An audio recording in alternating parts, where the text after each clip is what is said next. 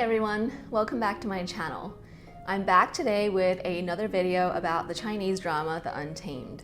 This video is actually in response to requests that I've gotten to make a video about the relationship between Xue Yang and Xiao Xingchen, and also the relationship between Jin Guangyao and Lan Xichen. I'm so happy that so many people are enjoying my Untamed videos, and that I've been able to share my Untamed obsession with all of you. If you like my content, please don't forget to hit the subscribe button.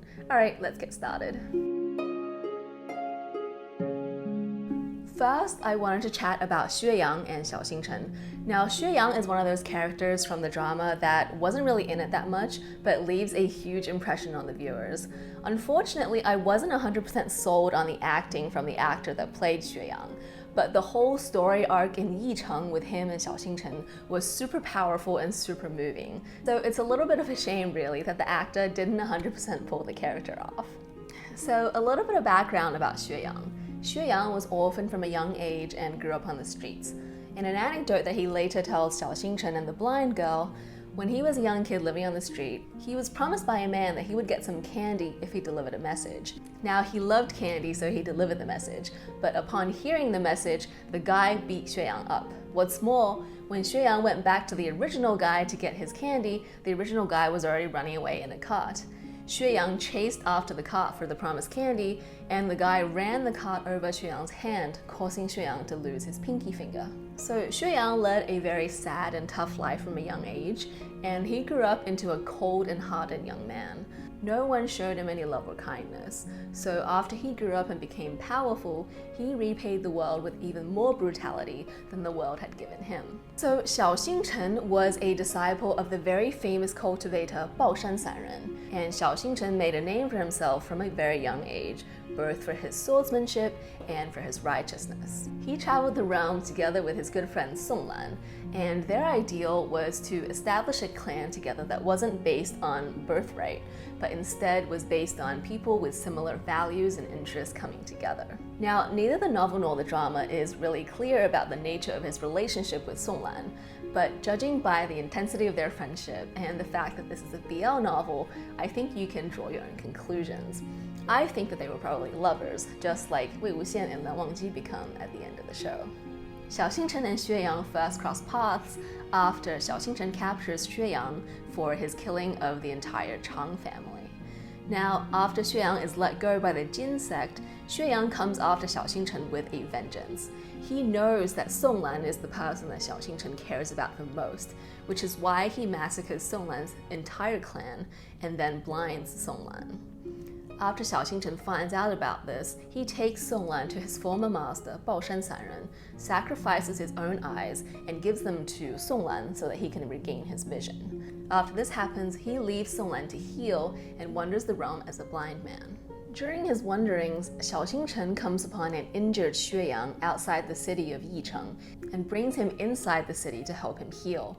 Now, because Xiao Xingchen is blind, he doesn't realize that this is Xue Yang. When Xue Yang realizes that Xiao Xingchen is blind, he takes advantage of the situation and plots his revenge on Xiao Xingchen.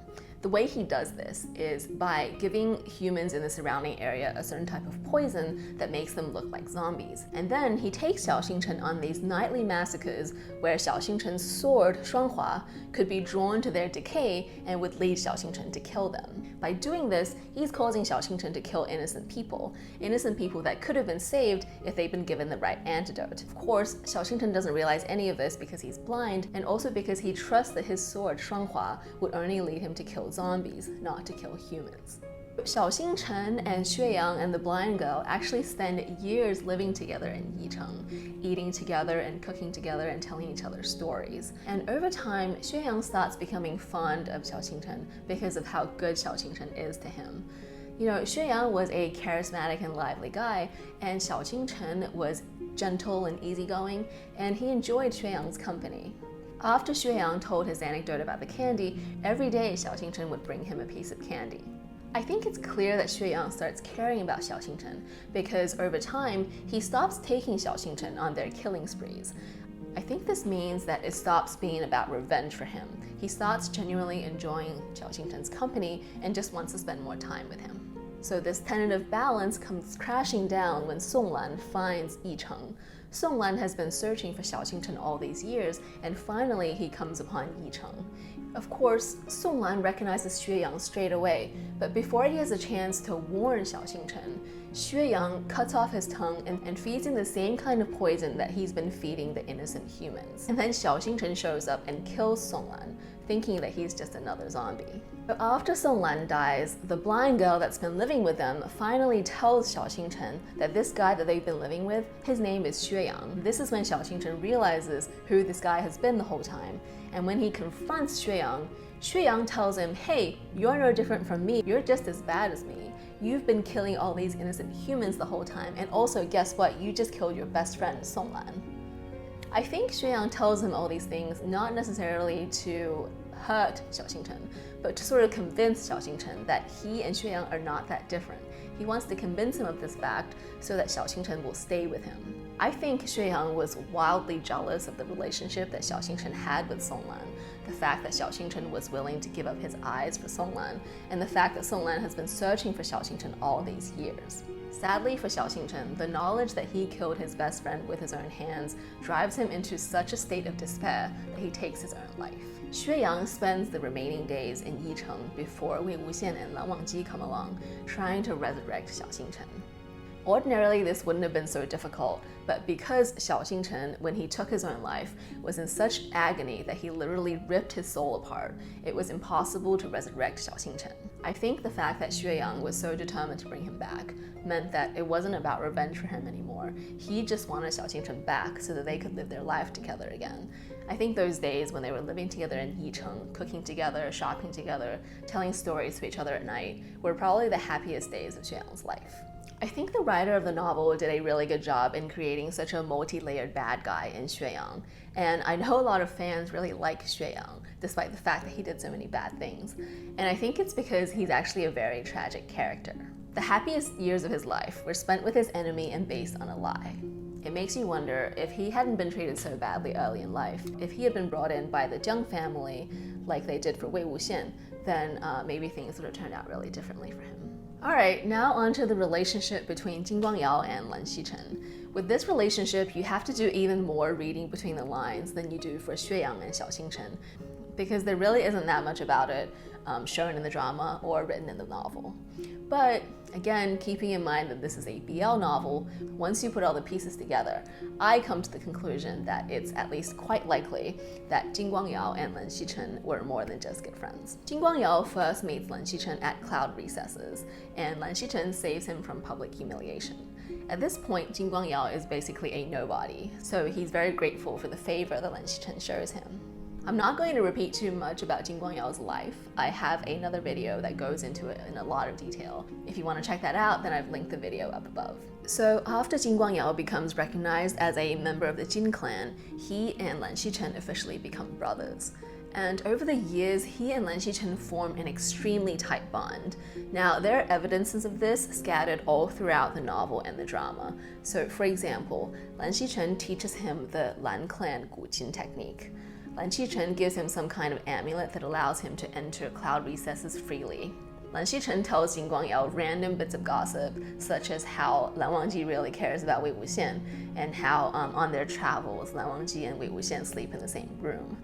And also, Lan Xichen was extremely reluctant to believe that Jin Guangyao was an evil person, all the way until the end. I think the most telling evidence that Jin Guangyao and Lan Xichen had a romantic relationship, or at least had romantic feelings for each other, lies in the events that happened at the Guanyin Temple towards the end of the drama. As we know, at the Guanyin Temple, after Jin Guangyao loses an arm, Nie Huaisang tricks Lan Xichen into killing Jin Guangyao. So what happened was Lan Xichen had his back turned, and Nie Huaisang yells to Lan Xichen that Jin Guangyao is about to attack.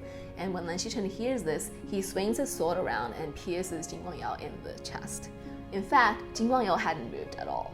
In the moments before he died, Jin Guangyao tells Lan Xichen that even though he's killed his father, killed his wife, killed his kid, killed his brother, that he's basically committed all the evil acts under the sun, that he's never ever considered hurting Lan Xichen.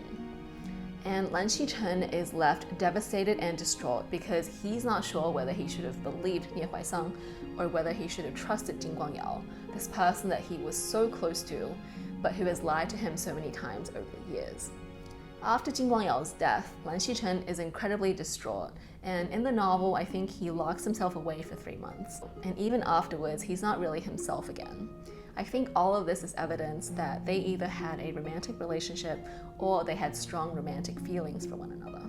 Well, I think that's it for today. I'm so grateful to the writer of 魔道祖师 for writing such complex and interesting characters that we can debate about months after we've either read the novel or watched the drama. Please let me know if you agree or disagree with my characterization of any of these relationships. And please let me know if you're a fan of Xue Yang or Jin Guangyao, even though they did such terrible things. See you all next time.